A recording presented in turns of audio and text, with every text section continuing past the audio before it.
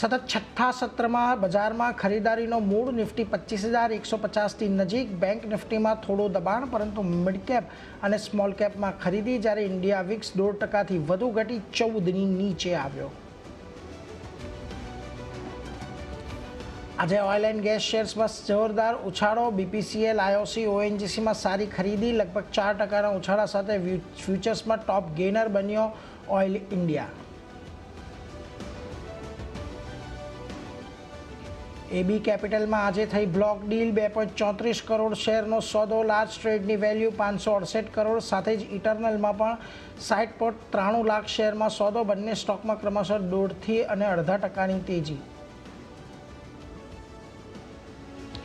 મહારાષ્ટ્રમાં દારૂ પર એક્સાઇઝ ડ્યુટીમાં વધારાને કારણે યુનાઇટેડ સ્પિરિટ્સ 6% ઘટ્યો, વાયદામાં ટોપ લૂઝર બન્યો. બીજી તરફ મહારાષ્ટ્રમાં બનેલા દારૂ પર ડ્યુટીમાં રાહતને કારણે GM બ્રુવરીઝ લગભગ 14% વધ્યો.